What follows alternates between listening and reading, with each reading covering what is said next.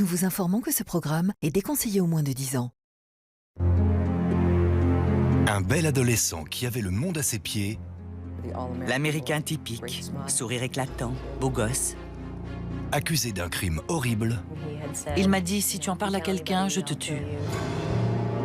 et protégé par ses parents, persuadé que leur fils est inoffensif. Alex a été très courageux de faire ce qu'il a fait. Il a fui la justice et s'est caché habilement. Le monde est vaste, on peut aller n'importe où. Une riche famille peut-elle indéfiniment aider son fils fugitif à échapper à la justice? Découvrons-le tout de suite dans Crime en haute société.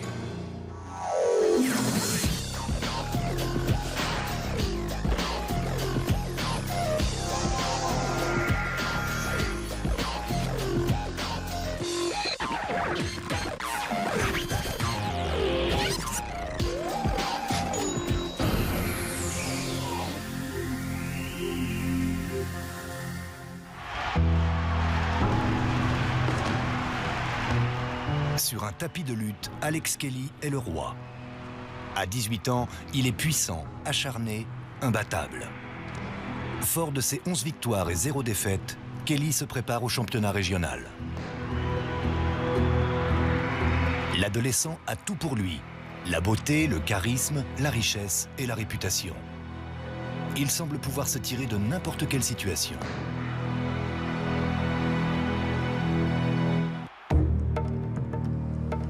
Le matin du 14 février 1986, 2 policiers de Darien interceptent Kelly alors qu'il se rend à sa rencontre de lutte et l'arrêtent pour viol. Kelly ne s'affole pas. Il estime n'avoir rien à se reprocher. Mais le jeune sportif a une inquiétude. La seule chose qu'il a demandé aux policiers était s'il allait sortir à temps pour son combat. Alex Kelly a été élevé dans l'idée qu'il pouvait obtenir ce qu'il voulait, que ce soit une victoire sur un tapis de lutte ou les faveurs d'une fille. Il faudra 8 ans et une chasse à l'homme internationale pour qu'il comprenne qu'il y a des limites, même quand on appartient à la jet-set. La police de Darien en sait de plus en plus sur Kelly.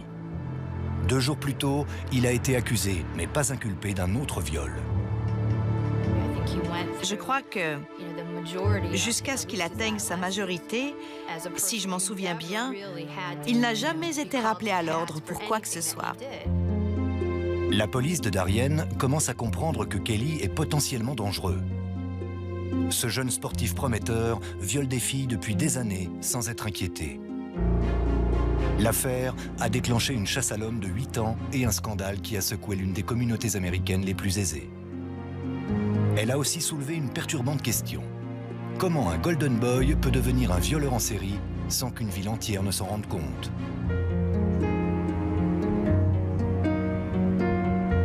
Darien, dans le Connecticut, est l'une des villes les plus cossues des États-Unis. Un endroit raffiné et pittoresque où les rues privées sont bordées de demeures valant des millions. Les enfants d'ici font de la voile sur le détroit de Long Island et conduisent des voitures haut de gamme.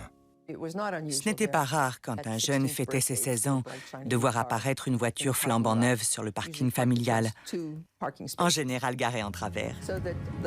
Au lycée, il y avait des voitures bien plus élégantes sur le parking des élèves que sur celui des enseignants. L'une des caractéristiques de la ville était sa sérénité apparente, un ordre en surface. Je pense que c'est ce qui a généré cette habitude de dissimuler les choses. Dans les années 80, Darien semble être une petite ville bien tranquille, mais lorsque les parents partent en vacances, leurs enfants adolescents se déchaînent. Vous pouviez marcher dans les couloirs et trouver un petit papier par terre qui disait « Fiesta chez moi ce soir, parents partis, telle adresse, apportez de quoi picoler ou autre ». De nombreuses maisons ont été littéralement saccagées. Les fêtes dégénéraient. Adolescente, Hilary Tollett, de la ville voisine de Stamford, fréquente ces fêtes. Généralement, il y avait beaucoup de bière. Les parents n'étaient pas là. Jamais, d'après mes souvenirs. Et certains piquaient une bouteille d'alcool dans le bar de leurs parents. Les parents, à Darien, comptent sur la police pour appliquer la loi. Mais pas trop. Ils appréciaient qu'on se déplace s'ils nous appelaient, mais ils n'avaient pas envie de venir chercher leurs rejetons au poste de police. Les parents d'Alex Kelly, Joe et Mélanie, ont élevé leurs 3 garçons à Darien. Mélanie est issue d'une famille aisée. Mais Joe Kelly est différent. Joe Kelly était plombier. Il a grandi dans une zone modeste de Stamford et s'est pour ainsi dire élevé au-dessus de sa condition. Joe voulait encore plus pour ses enfants. Son rêve était qu'Alex rentre à Harvard avec une bourse grâce à ses résultats sportifs.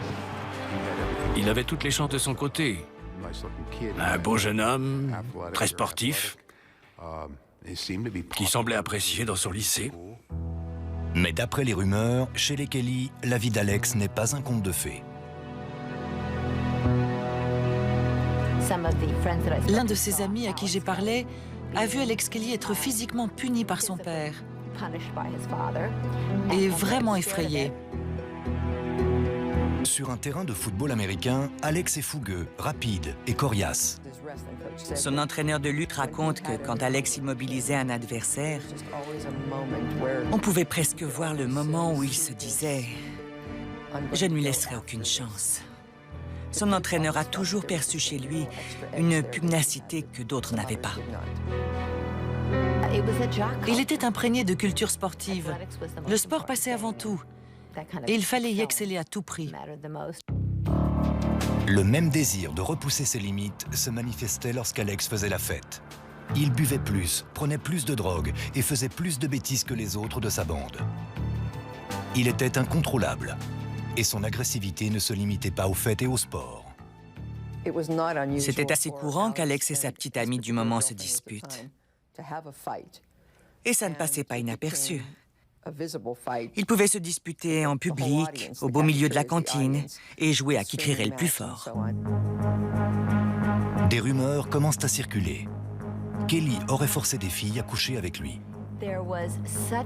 Il y avait tellement d'histoires à son sujet qu'une des jeunes femmes qui l'a agressé a raconté qu'il avait un surnom. Elle l'appelait Alex Kelly VF, Alex Kelly le violeur fou. C'était au lycée, donc les filles savaient. De nombreuses personnes à Darien ont dû voir qu'Alex Kelly était un peu trop violent sur le terrain, trop imprudent avec ses amis et trop agressif avec les filles. Mais personne n'a rien dit, jusqu'à ce qu'il soit trop tard.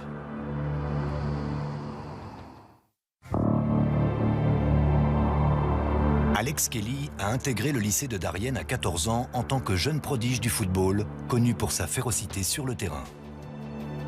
Le genre de jeune sportif qui devient vite la coqueluche des lycéennes. Mais des rumeurs se répandent. L'agressivité de Kelly peut aussi exploser hors du terrain.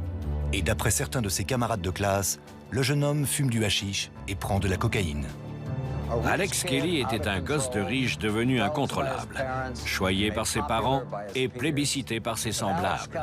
Mais il allait bientôt franchir la ligne qui distingue le jeune homme turbulent du criminel. Alex Kelly et ses amis ne peuvent pas demander à leurs parents de payer pour leur drogue. Alors, dès la 2e année du lycée, ils commencent à cambrioler les maisons cossues du voisinage. Par une sorte de réseau, ils étaient au courant de qui allait s'absenter de sa maison. Ils entraient, prenaient par exemple tous les objets en argent, ressortaient et allaient revendre ça en ville en un rien de temps. Alex et ses amis ont volé l'équivalent de 100 000 $ en objets de valeur sur une période de 6 mois. Mais la police de Darien n'a pas mis longtemps à remonter la piste et à l'identifier. Il a été arrêté en compagnie de sa petite amie et de plusieurs copains. Et ils ont tous été soumis à la procédure. Les parents d'Alex ont pris un avocat et ils ont tout fait pour utiliser le système en leur faveur.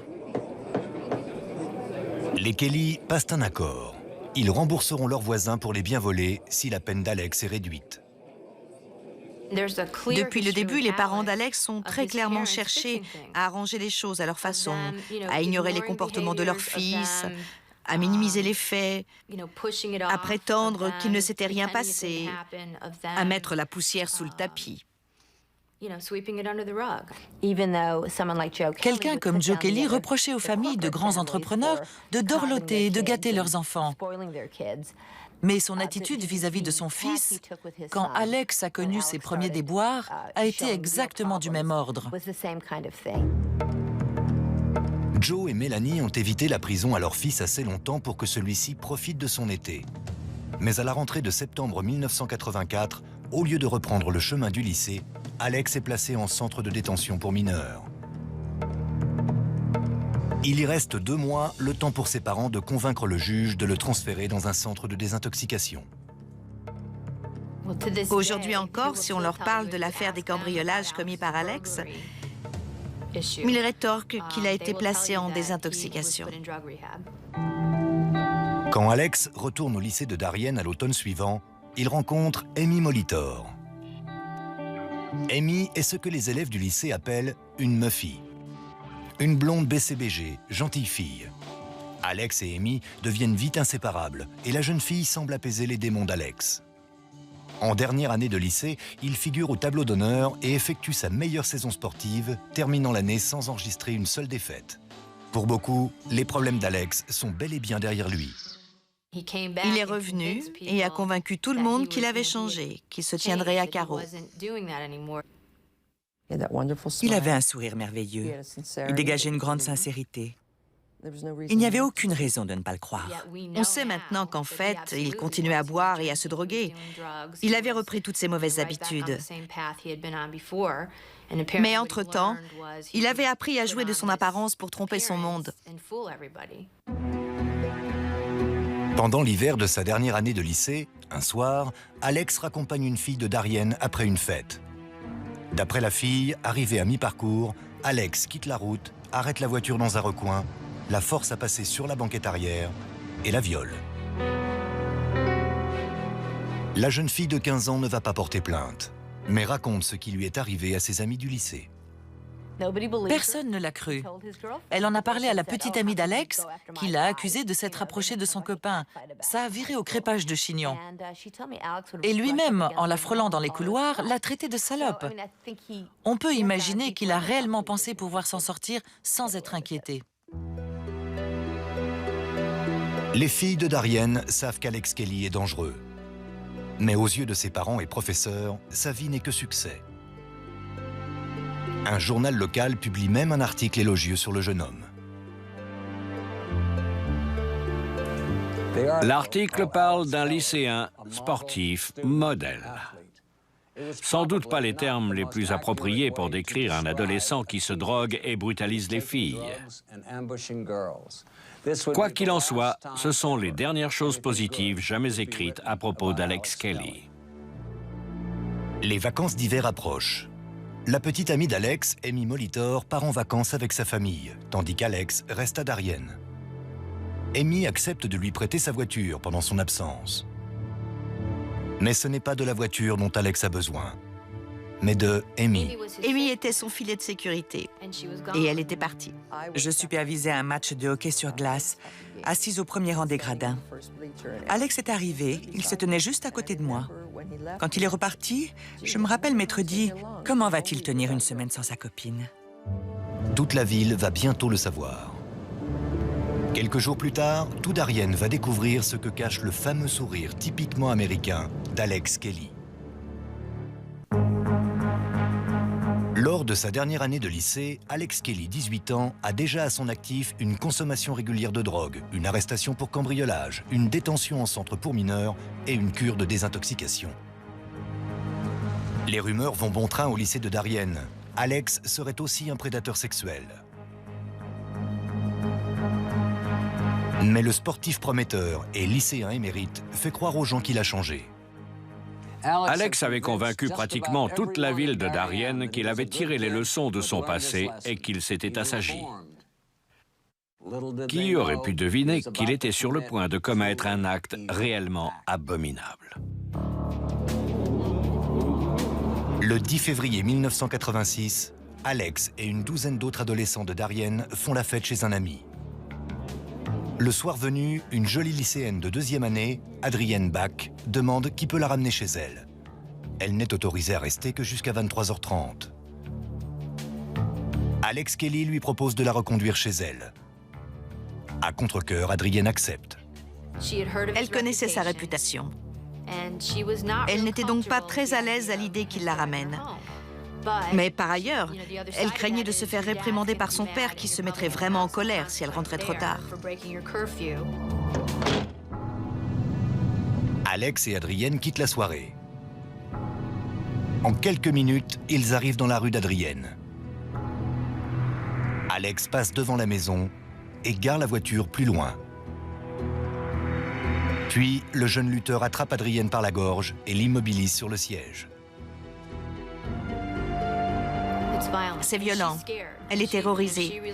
Sur le coup, elle est persuadée que si elle ne se laisse pas faire, il va la tuer. Alex force Adrienne à passer sur la banquette arrière. Adrienne commence à hurler, jusqu'à ce qu'Alex se montre encore plus violent. Il lui a arraché ses vêtements, l'a jetée à l'arrière. Elle n'avait jamais eu de relation sexuelle. Ça a été un choc. Adrienne est effondrée. Alex la menace de la tuer si jamais elle raconte le viol à quelqu'un. Puis il la dépose devant chez elle. Au bout de plusieurs heures, le père d'Adrienne, Bill Bach, parvient à obtenir de sa fille le récit de ce qui s'est passé. Révolté, il téléphone à Joe Kelly. Joe ne croit pas une seconde que son fils ait fait une chose pareille, mais il réveille Alex et lui fait part de l'accusation. Alex, imperturbable, dit à son père « On a juste baisé, papa, retourne te coucher. » Et c'est ce que fait Joe Kelly.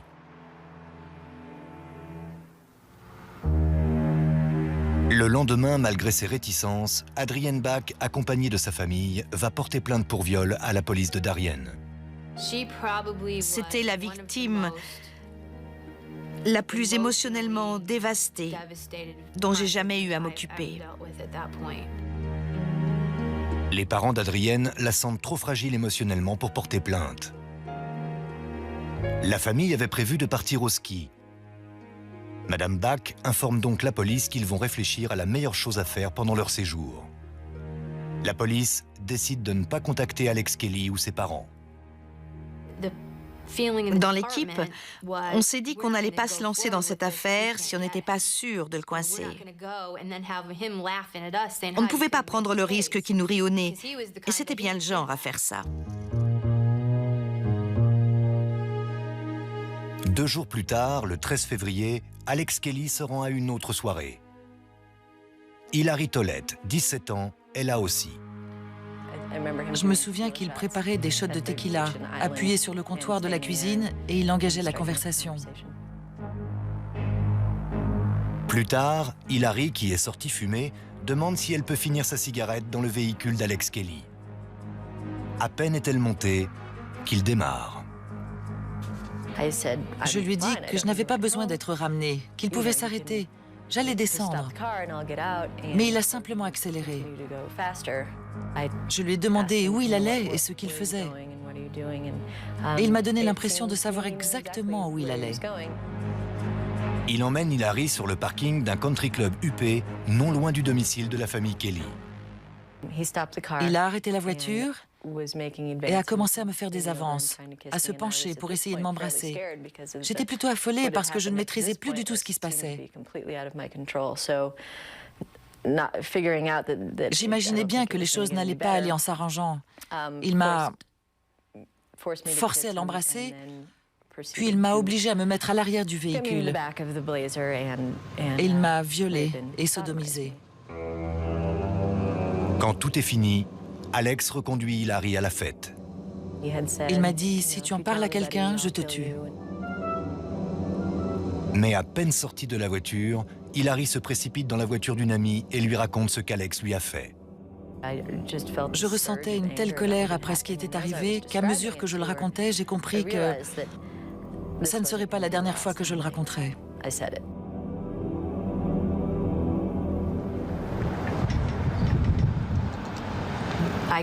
Je suis arrivée au boulot à 7 h du matin et on m'a tout de suite dit « Mets ton uniforme et monte, on a une nouvelle agression sexuelle ».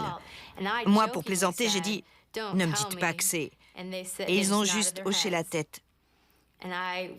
J'étais abasourdie qu'il ait eu l'audace de recommencer. Mais si. Les policiers déploient alors une série de portraits pour qu'Hilary puisse identifier son agresseur. Dès qu'ils m'ont montré la photo d'Alex, je l'ai désigné. Et j'ai senti des regards entendus tout autour de moi. Bien que perturbée, Hilary dépose plainte. Pour la première fois, quelqu'un a le courage d'accuser Alex Kelly. La vie du Golden Boy de Darien va bientôt changer. Le 14 février 1986, Alex Kelly est arrêté alors qu'il se rend à un championnat de lutte. Il se souvient de ce moment dans une interview en 1997. J'allais au lycée et tout à coup, des lumières de partout. En 2 secondes, c'était comme dans les films, main sur la tête et tout le tralala. Je comprenais pas ce qui se passait. En prison, il continue de clamer son innocence. Il répète que les relations sexuelles ont été consenties. J'aurais jamais imaginé que sur une simple déclaration, on puisse vous accuser. Que votre vie entière puisse être bouleversée juste parce que quelqu'un a dit quelque chose. Les parents d'Alex ne croient pas non plus que leur fils ait pu faire quoi que ce soit. Ils engagent un prestigieux avocat local, Mickey Sherman, qui a déjà obtenu plusieurs acquittements pour des auteurs d'agressions sexuelles. Il a évidemment déclaré qu'il n'avait jamais eu de relations sexuelles non consenties et il s'en est tenu à ça depuis le premier jour. C'était incroyable qu'une personne... Je veux dire, c'est pas vrai. Pourquoi je violerais quelqu'un? Lorsqu'Adrienne Bach apprend qu'Hilary a déposé plainte, elle décide d'en faire autant. Alex Kelly est maintenant accusé de 2 viols. Ses parents versent une caution de 200 000 $ pour qu'Alex puisse sortir de prison. Je n'ai pas hésité une seconde. C'est mon fils. Alex, en liberté surveillée, doit respecter un couvre-feu. Il pense que les accusations de viol peuvent être facilement levées.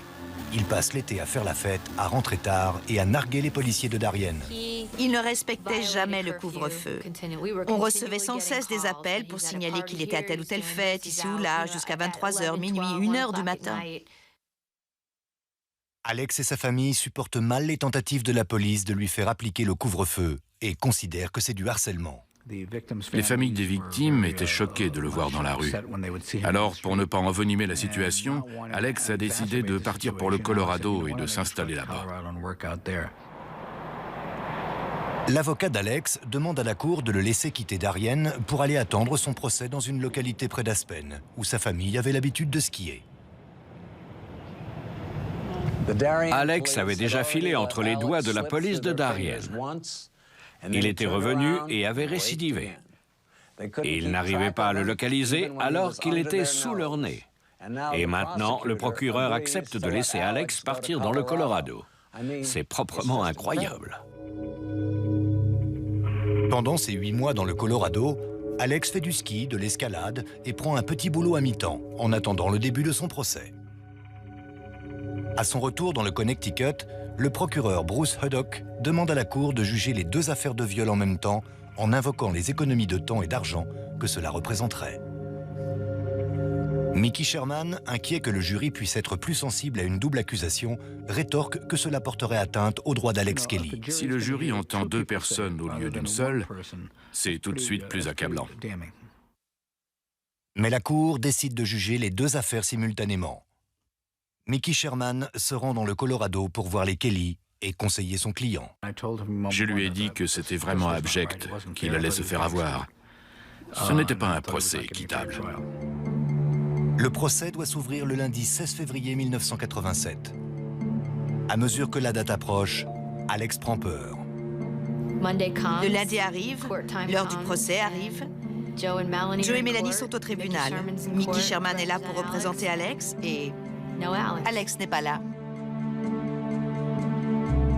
Il a effectivement pris un avion dans le Colorado, mais absolument pas à destination du Connecticut. Les enquêteurs vont mettre des années à comprendre où a bien pu passer le violeur.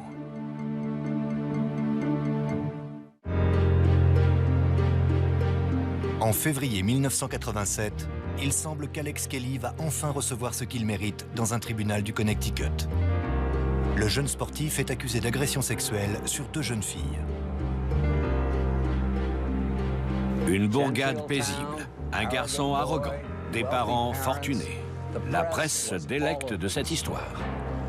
À l'ouverture du procès, la salle est comble. Tout le monde est là, sauf Alex Kelly.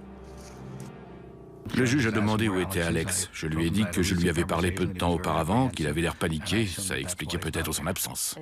Dès que j'ai entendu qu'il ne le trouvait pas, je me suis dit, c'est fini, il est parti. Je me doutais bien qu'il ne l'avait pas perdu aux toilettes. Il avait dû prendre la tangente et partir loin. Les parents d'Alex sont les derniers à lui avoir parlé. Ils affirment ne pas savoir où se trouve leur fils. Mais la police n'en croit pas un mot. Il a dit à des amis dans le Colorado que sa mère lui avait donné 10 000 $. Au bout d'un moment, on s'est dit qu'il avait quitté le pays. Tout se superposait, les choses s'enchaînaient très vite. J'étais terrifié, j'avais peur. J'ai fui. Au début, Alex zigzague à travers l'Europe par peur d'être pris. Mais il n'a aucune raison de s'inquiéter. La personne qui lui assure son argent de poche est prête à débourser bien plus que la modeste prime de la police de Darien. On n'avait jamais connu de cas d'évasion, avec la possibilité d'un départ pour l'étranger et un fort soutien financier. Les semaines puis les mois passent. Personne ne trouve Alex Kelly. Interpol et le FBI se joignent aux recherches, mais il échappe à tout le monde. Le monde est vaste, on peut aller n'importe où. Alex Kelly se rend compte qu'il peut naviguer librement à travers l'Europe en vacances perpétuelles en s'offrant les plus belles pistes de ski. Et comme au lycée, il rencontre une ravissante blonde, une Suédoise, Elisabeth Janssen. Alex évite la capture plusieurs fois, y compris quand il rencontre des gens qui le reconnaissent. Je suis tombé sur des gens qui m'ont dit « Mais vous êtes Alex Kelly ?» Alors je répondais « Nei ». Je répondais dans une autre langue, je détournais la conversation. Je ne comprends pas. Et je tournais les talons. Il vivait en France en hiver. Il y faisait du ski, de l'escalade et du parachutisme ascensionnel. Et il passait l'été en Suède, sur une magnifique petite île près de la côte. Je dois dire que ça ne me déplairait pas des vacances pareilles. Et tandis qu'Alex Kelly mène grand train en Europe, ses victimes sont obligées d'admettre qu'il s'en est peut-être sorti. Pour que ma vie continue de façon à peu près normale, j'ai dû en partie lâcher prise. Hilary déménage plus à l'ouest, essayant d'oublier ce viol. Mais tous les 2 ou 3 mois, elle reçoit un appel de la police de Darien qui la tient au courant de l'affaire. Je finissais par perdre espoir. Je leur disais, si un jour vous le trouvez, appelez-moi. Vous savez où me joindre. Les gens de Darien apportent tout leur soutien au Kelly, le couple qui a apparemment perdu son fils. J'étais désolée pour sa famille. Je pensais qu'ils ne savaient pas plus que quiconque où se trouvait leur fils. Mais les Kelly savent parfaitement où est Alex. Joe et Mélanie financent sa vie en sous-main. Ils lui envoient régulièrement de l'argent et le retrouvent même en Europe pour des vacances secrètes au ski. On ne peut pas vraiment parler d'une vie de fugitif.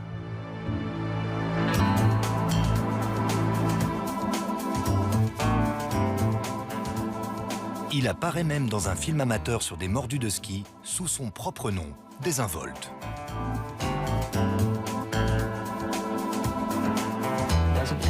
On a tous forcément une activité quelconque, une vie. J'allais pas rester caché dans un placard. Le fait que personne ne le retrouve était absurde. Il menait la grande vie. Mais la chance d'Alex Kelly va bientôt tourner. En 1991, le FBI engage un nouvel homme sur cette affaire, l'agent Ralph DiFonso, qui a l'intuition que les parents d'Alex financent la vie de fugitif de leur fils. Les gens qui ont de l'argent sont un peu plus difficiles à trouver. Dans le cas d'Alex Kelly, c'était comme si la terre l'avait avalé. L'agent DiFonso, spécialisé dans la recherche de fugitifs, est bien décidé à réussir là où tout le monde a échoué. L'agent DiFonso du FBI était très appliqué, très déterminé. Tôt le matin du 18 juillet 1994, il fait une perquisition dans la maison des Kelly. Je n'avais jamais fait ça dans une enquête pour retrouver un fugitif. Un mandat de perquisition pour trouver des objets. Des lettres, des passeports, des billets, ce genre de choses. Habituellement, c'est quand on cherche un corps. À peine entrés, les agents trouvent une preuve que les Kelly savent où se cache Alex. Une lettre dans le sac de Mélanie, adressée à la petite amie de leur fils en Suède. L'agent DiFonso a trouvé l'élément qui le mènera à Alex Kelly. Cette enveloppe et cette adresse étaient les premiers éléments exploitables depuis 10 ans. Je suis sorti de la maison, je suis allé à la police de Darien et j'ai passé des coups de fil. Des policiers suédois se rendent à l'adresse en question, mais Alex a pris les devants. Mélanie a déjà appelé son fils pour l'avertir, et il est immédiatement parti pour la Suisse, où les lois sur l'extradition empêchent les États-Unis de le poursuivre pour n'avoir pas comparu. Le 19 janvier 1995, après négociation d'un accord, Alex Kelly se rend aux autorités à Zurich.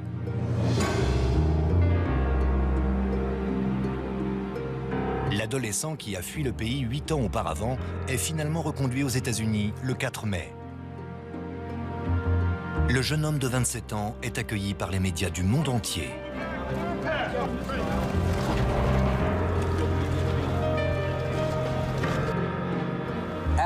Alex s'est rendu aux autorités, mais il se considérait innocent. Avec l'argent de ses parents, il allait essayer de s'en tirer à bon compte. En mai 1995, la longue odyssée européenne d'Alex Kelly s'achève, alors qu'il rentre à Darien pour faire face à la justice. Sa ville natale, autrefois compréhensive, le voit maintenant sous un nouveau jour. Quand j'ai appris à quoi il avait consacré tout ce temps, s'amusant dans des stations de ski, je n'en revenais pas. Et j'avais une impression de dégoût.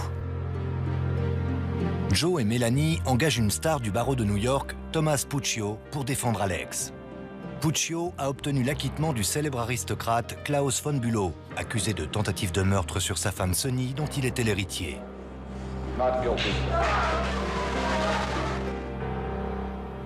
J'ai rencontré Puccio au procès von Bülow. Il n'a jamais reçu la reconnaissance qu'il méritait pour avoir obtenu l'acquittement de Klaus. Puccio est un implacable procureur devenu avocat. Il se bat jusqu'au bout pour ses clients, mais ne ferait pas pour autant n'importe quoi pour gagner. Quoi que l'on pense des Kelly, ils ont été très malins de mettre Puccio dans leur camp. Le soutien des Kelly à leur fils a largement dépassé l'engagement d'un brillant avocat. Ils l'ont constamment défendu, même quand il était en cavale. Alex a été très courageux de faire ce qu'il a fait, que ce soit bien ou mal. Les Kelly hypothèquent leur maison pour couvrir la mirobolante caution d'Alex. Il est libéré sous caution, mais il doit vivre avec ses parents, porter un bracelet électronique et respecter un couvre-feu très strict. 8 ans ont passé et Alex peut s'estimer chanceux. Les lois du Connecticut ont changé. Dorénavant, les 2 affaires de viol doivent être jugées séparément. Le premier procès est celui du viol d'Adrienne Bach. Désormais mariée, Adrienne Bach Ortolano attend depuis presque 10 ans de pouvoir témoigner contre son agresseur. Avec le temps, j'étais devenue plus forte, plus intelligente. J'avais pris confiance en moi. Quand il est rentré aux États-Unis, je me suis dit qu'il fallait que je le fasse. C'est un criminel, un sale violeur. Tandis qu'Alex attend son procès, il alimente l'effervescence médiatique en renouant avec sa petite amie du lycée, Amy Molitor. Ils reprennent leur relation là où ils l'ont laissée 8 ans plus tôt. Elle est aux côtés d'Alex à l'ouverture du procès, le 15 octobre 1996. À plusieurs reprises, en me tenant à l'écart de la troupe de photographes, Je les ai surpris à la sortie du bureau de Puccio. Je les voyais sourire, rire ensemble, comme un jeune couple qui se rend à un bal d'étudiants. Ils ne croyaient pas qu'il irait en prison. Adrienne est le premier témoin de l'accusation. Elle reste anonyme aux yeux du public. Elle raconte comment Alex l'a étouffée et forcée à passer à l'arrière de la voiture. Elle précise que pendant tout le viol, à aucun moment Alex n'a relâché son cou. L'avocat d'Alex s'empare de ce détail. Il argumente qu'il aurait été impossible pour son client d'abaisser le siège arrière de la voiture tout en immobilisant Adrienne avec une seule main. Puccio prétend donc qu'Adrienne a aidé Alex à basculer le siège. Elle a donc coopéré à ce qu'ils aient une relation sexuelle. Les jurés prennent leur rôle très au sérieux. Ils ne condamnent vraiment pas les gens à la légère. Alors, lorsqu'on leur fournit un élément précis, comme par exemple la possibilité physique d'ouvrir une porte, ils l'examinent à fond, très concrètement, sans se laisser dominer par leurs émotions ou par leur empathie pour la victime. Mais une jurée s'est pourtant laissée dominer par ses émotions. Vers la fin du procès, elle regardait Alex dans les yeux et échangeait des sourires avec lui. On sait bien que les femmes dans les jurys, même féministes, sont sensibles aux hommes beaux, même si ce sont des assassins, comme les frères Menendez, Robert Chambers ou O.J. Simpson. Le procès dure 7 semaines. Le jury ne parvient pas à faire aboutir les délibérations et le juge est obligé de prononcer l'annulation du procès. Pour beaucoup, le principal obstacle est le jeu de séduction entre Alex Kelly et la jurée. En tout cas, le charisme d'Alex lui sauve la mise. D'une part, une défense payée à prix d'or. D'autre part, son beau minois et son charme.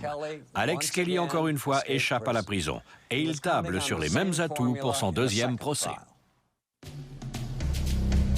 Mais l'avocat Bruce Huddock estime qu'un deuxième procès serait trop traumatisant pour Adrienne. J'étais en larmes. Mais je l'ai regardé et j'ai dit « Je serai prête ». Alex Kelly est toujours un homme libre et pour l'heure, on pourrait croire qu'il le restera.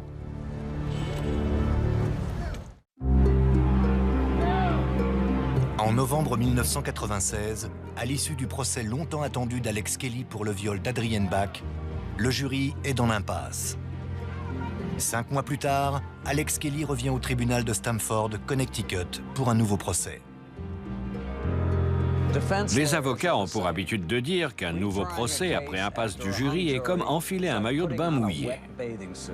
Tandis qu'Alex semblait toujours aussi confiant, le deuxième procès allait être beaucoup plus dur. Rejuger une affaire après une impasse, ce n'est pas bon pour la défense. Le parquet sait d'avance ce que vous allez faire. Le parquet dispose d'un nouvel atout de taille. Adrienne était très remontée. Le fait que le jury ait été dans l'impasse la première fois faisait d'elle un témoin encore plus décisif.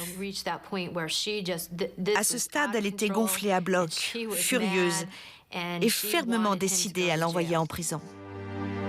Le nouveau procès s'ouvre le 10 avril 1997. Lors du premier procès, le jury a achoppé sur le témoignage d'Adrienne, qui a affirmé qu'Alex Kelly n'avait pas lâché son cou pendant le viol. Mais au deuxième procès, Adrienne déclare qu'Alex a en fait retiré sa main de son cou un instant pour abaisser le siège de la voiture. La déclaration d'Adrienne à la police, le matin suivant la nuit du viol, vient confirmer ce nouveau témoignage. Mais l'avocat de la défense, Thomas Puccio, continue à essayer de la déstabiliser. Il essayait sans cesse de la piéger.